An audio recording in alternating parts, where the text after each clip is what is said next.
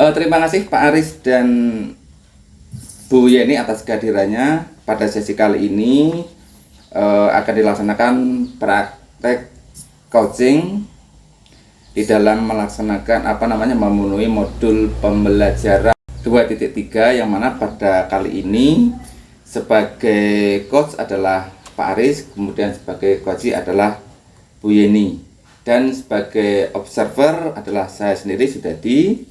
Waktu dan tempat monggo kami persilakan.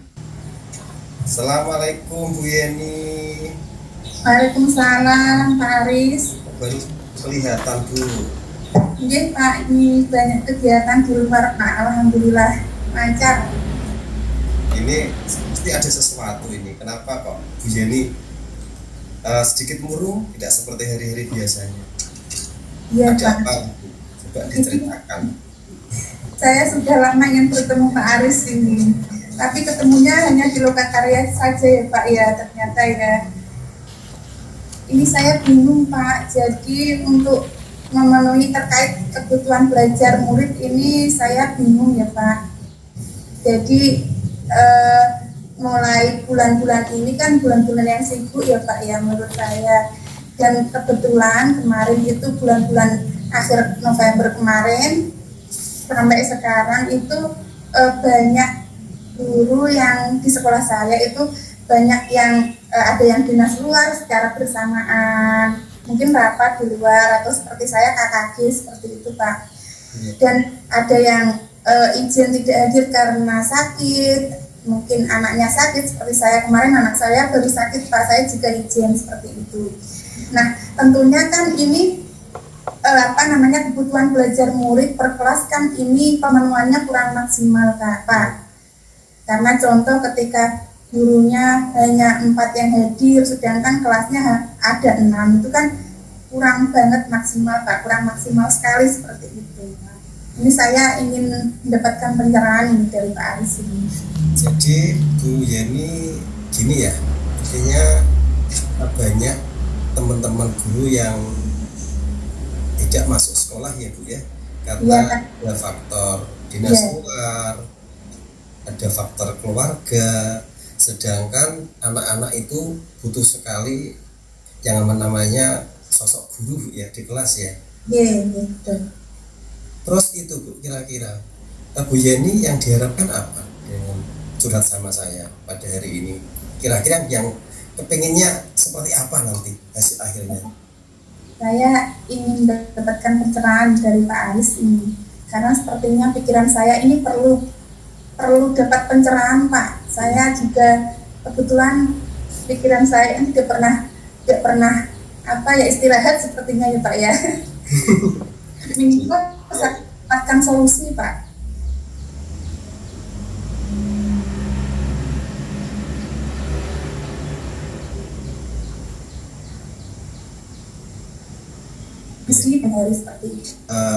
Minta solusi bagaimana kalau hal itu terjadi lagi ya Bu ya di kemudian hari.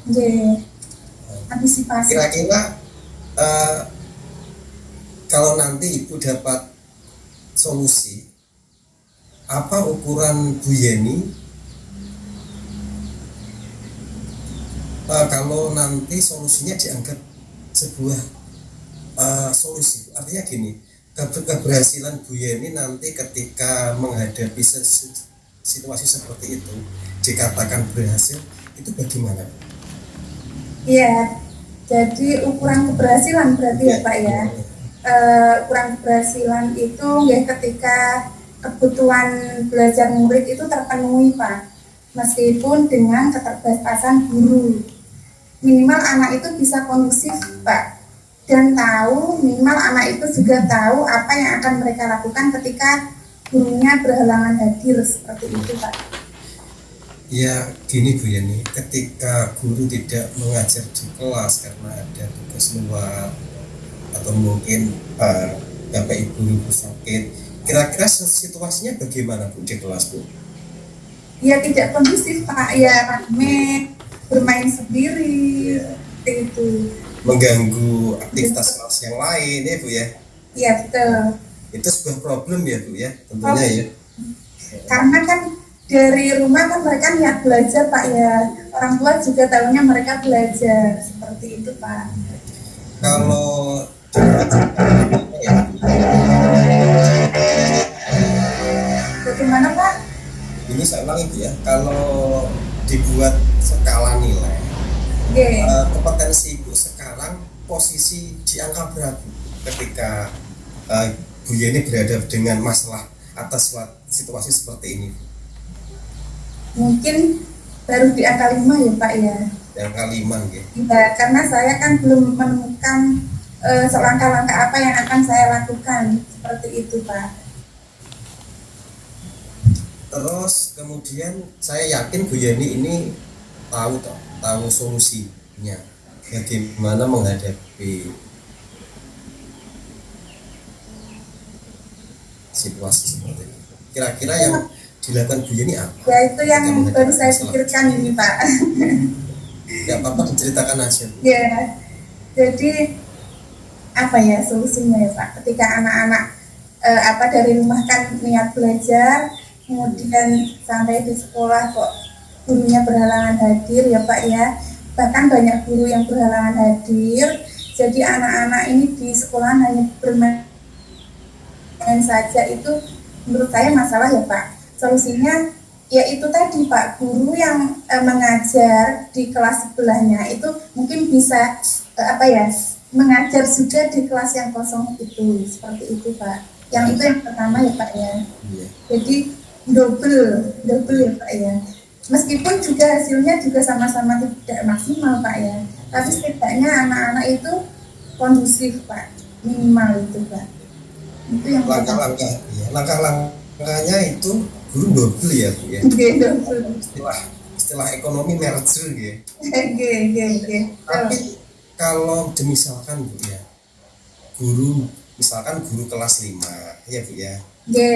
Kebetulan ada gurunya, kelas 1 tidak ada gurunya. Sedangkan kita tahu sendiri kelas 1 kan butuh pendampingan khusus untuk ya. Kira-kira gimana Bu kalau ada seperti itu? Ya ini Pak, mungkin saya akan diskusi dengan guru yang lain Pak ya. Jadi saya diskusi mungkin guru yang dekat dengan saya. Jadi semua guru kan juga punya teman dekat ya Pak ya. Ya, jadi gini, saya diskusi dengan guru yang lain. Bu, ini kan saya di kelas 1, ini yang kosong di kelas 5, sedangkan jenengan kan mengajar di kelas 4, bagaimana nanti kalau kelas 5 itu jenengan pegang, nanti saya yang megang kelas 2, kelasnya kan secara berdekatan, seperti itu Pak. Iya. Jadi intinya Bu Yeni minta bantuan sama teman sejawat ya, untuk menghandle kelas yang kosong, misalkan ada masalah seperti itu.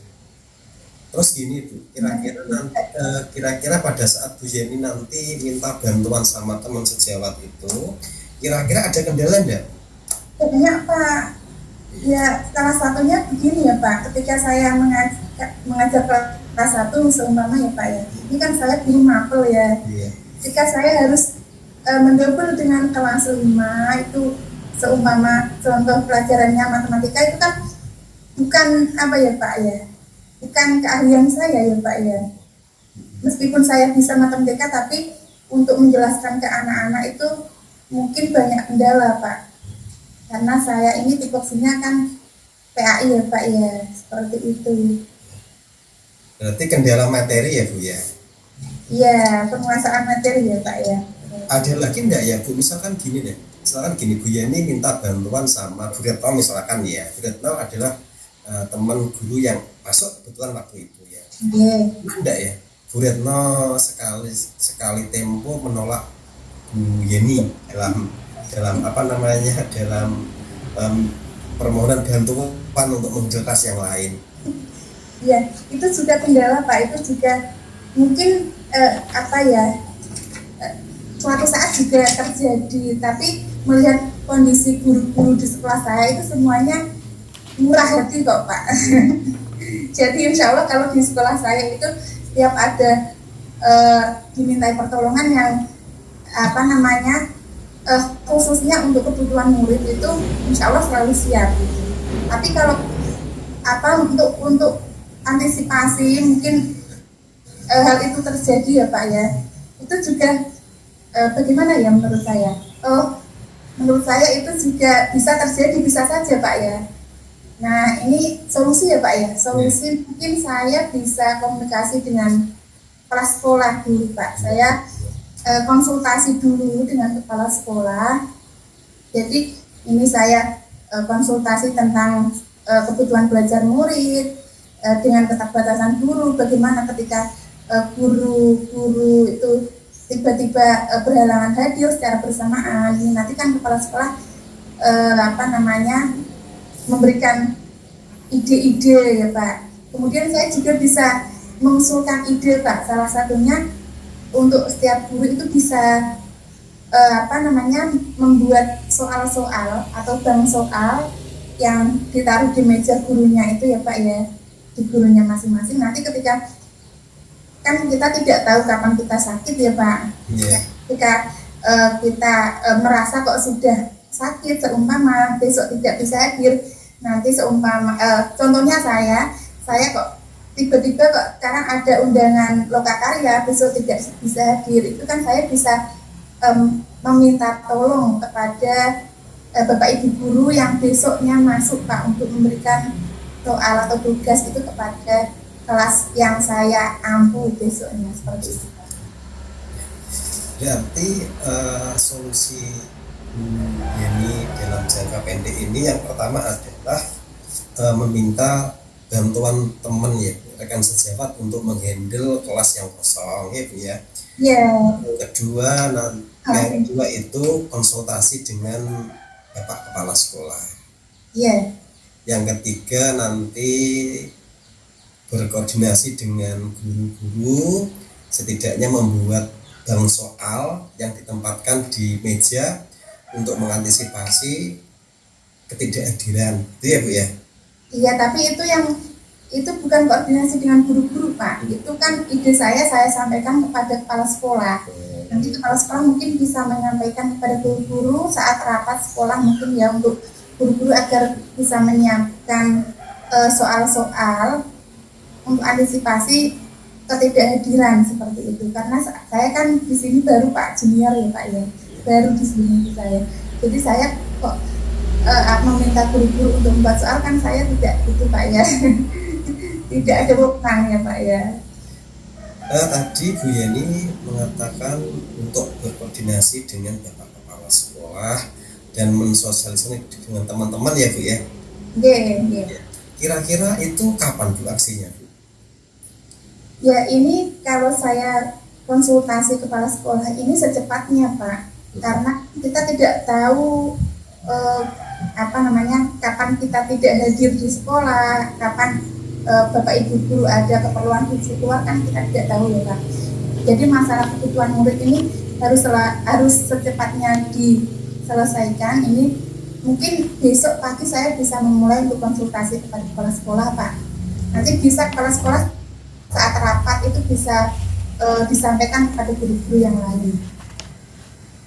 Selain teman Bu Yeni tadi, teman sahabat dekat Bu Yeni ya, dalam membantu Ibu dalam mengatasi solusi ini, kira-kira ada pihak lain nggak ya, pihak eksternal yang mungkin bisa membantu Bu Yeni dalam menyelesaikan masalah Bu Yeni? Pihak lain mungkin dari dalam ya Pak, mungkin saya akan memberi pengertian ya, memberi nasihat kepada kelas-kelas yang atas ya Pak, mungkin kelas 3 ke atas, untuk menggunakan jam kosongnya atau waktu luangnya untuk kegiatan yang bermanfaat seperti belajar dan lain-lain, setidaknya tidak mengganggu kelas di sebelahnya, seperti itu mungkin Pak ya. Bu Yeni pernah enggak di sekolah Ibu ini mungkin kolaborasi dengan orang tua, dengan pihak lembaga pemerintah desa setempat untuk mengisi kegiatan-kegiatan di sekolah Ibu, misalkan ada belajar bersama dengan kepala desa atau mungkin Mungkin itu juga bisa Bu untuk apa namanya membantu Ibu. Pernah enggak Bu ya? Selama saya baru 2 tahun di sini Pak, itu belum pernah Pak. Mungkin kalau baru kolaborasi itu contohnya seperti ini, hari besar nasional seperti Maulud Nabi itu, nah itu dilaksanakan di SD saya itu, pesertanya satu gugus dan ditambah SMP seperti itu Pak. Itu kan tapi waktunya ditentukan ya Pak, Tapi kalau untuk kolaborasi dengan pihak setempat untuk antisipasi ini yang kosong belajar bersama, yang tidak kosong tetap belajar di kelas itu bagaimana ya Pak? Saya belum bisa terfikirkan gitu Pak. Oke, ini saya sudah bisa memahami apa yang dipikirkan Bu Yeni. Kira-kira nanti setelah Bu Yeni menemukan solusi tentang permasalahan Bu Yeni, kira-kira angka ideal di angka berapa? Nanti misalkan Bu Yeni bisa mengisi waktu. Berapa ya Pak? Saya bisa menargetkan di angka 9 Pak. 9 ya. Kok enggak 10? Kenapa? Angka sempurna ya Pak. Hanya milik Allah ya Pak ya. Sempurna milik Allah ya. Ya betul. Dan kalimat miliknya Nabi Muhammad.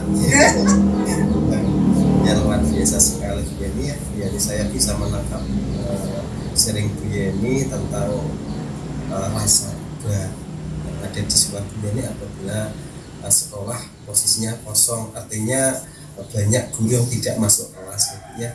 Masuk kelas di sini dalam arti karena guru ini terkendala masalah dinas luar ataupun dengan keluarga. Tadi Bu Yeni mengatakan bahwa sudah menemukan beberapa solusi, beberapa cara untuk mengatasi permasalahan Bu Yeni, diantaranya adalah dengan cara merangkul teman sejawat atau kolaborasi dengan teman guru kelas untuk menghandle kelas yang kosong ya Bu ya. Yang kedua berkoordinasi dengan Bapak Kepala Sekolah ya Bu ya. Dan yang ketiga bersosialisasi dengan teman-teman, dan yang keempat tadi membuat bank soal antisipasi apabila nanti kita dinas. Kira-kira gitu ya. Ada langkah lain enggak ya selain 4 itu yang mungkin bisa apa ya Pak? Menurut saya itu ketika langkah yang saya ungkapkan itu sudah tercapai semua, itu menurut saya sudah luar biasa Pak. Jadi apa ya Pak langkah lain? Mungkin apa ya Pak? Ya itu salah satunya adalah menyemangati anak-anak itu Pak untuk terus diingatkan bahwa mereka di sini adalah belajar seperti itu Pak. Terima kasih Bu Yeni. Gimana sekarang perasaannya Bu Yeni setelah sharing dengan saya? Saya ambil nafas dulu Pak. Habis ditanya langsung ditanya perasaan ya Pak. Alhamdulillah Pak. Plong ya Pak. Saya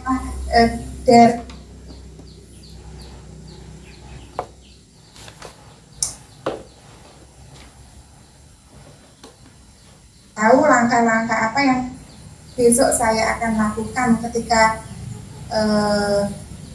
guru-gurunya berhalangan hadir seperti itu, tetapi tetap bisa memenuhi kebutuhan belajar murid seperti itu Pak.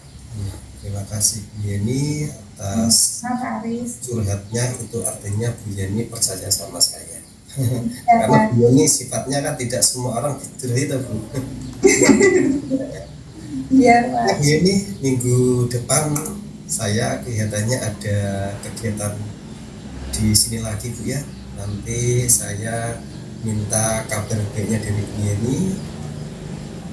Bu Yeni bisa memberikan kabar gembira kepada saya tentang aksi nyata yang Ibu Yeni lakukan.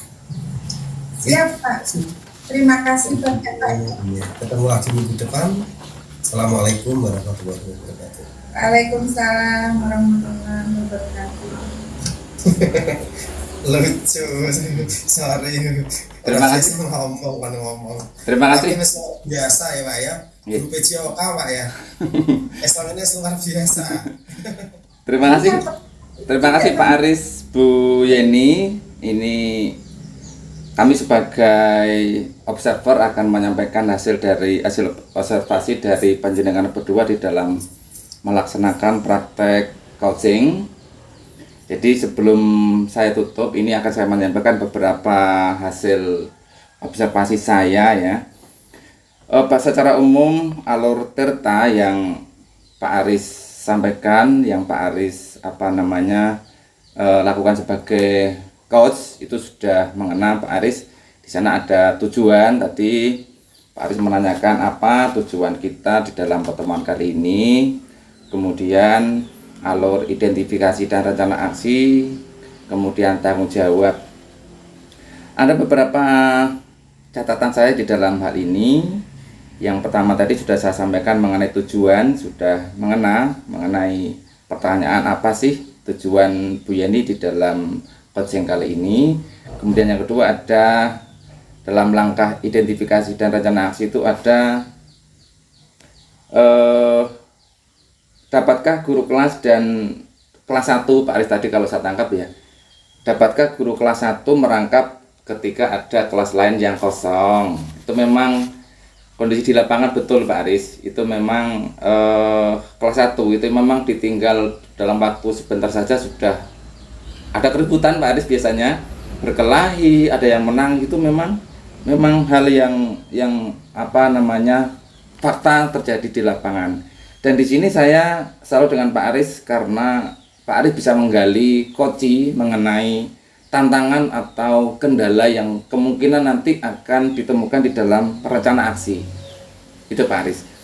Kemudian Pak Aris juga sudah menyampaikan mengenai pemberdayaan koci, Pak. Pak Aris sudah menggali mengenai kemampuan koci, yaitu bagaimana sih caranya, tindak lanjutnya. Kemudian Bu Yeni tadi menyampaikan rencana aksinya akan berkomunikasi dengan Ibu Kepala Sekolah, kemudian untuk membuat semacam identifikasi kebutuhan belajar siswa. Kemudian ide yang kedua, Bu Yeni menyampaikan supaya teman-teman di kelas itu membuat sebuah bank soal ya, Bu Yeni ya tadi ya. Bank soal itu nanti dengan harapan ketika ada teman guru yang tidak hadir bisa digunakan sebagai pengisi waktu kosong sehingga anak-anak tidak ramai. Itu keberhasilan Pak Aris dalam menggali potensi dari atau memberdayakan koci. Kemudian yang langkah yang berikutnya adalah alur kereta, yang berikutnya adalah tanggung jawab. Terima kasih Pak Aris, ini juga sudah ada di dalamnya. Ada menanyakan tentang target yang harus dicapai, kemudian batasan waktu eksekusi yang harus dilaksanakan. Kemudian yang terakhir adalah merangkum rencana-rencana aksi yang akan dilaksanakan oleh koci. Jadi refleksi saya, alur koci sudah mengena, kemudian persyaratan-persyaratan yang ada misalnya mendengar aktif, pertanyaan yang berbobot, kemudian memberdayakan koci, semuanya sudah ada. Gitu. Mudah-mudahan nanti ketika saya menjadi coach bisa meniru Pak Aris, begitu Pak Aris.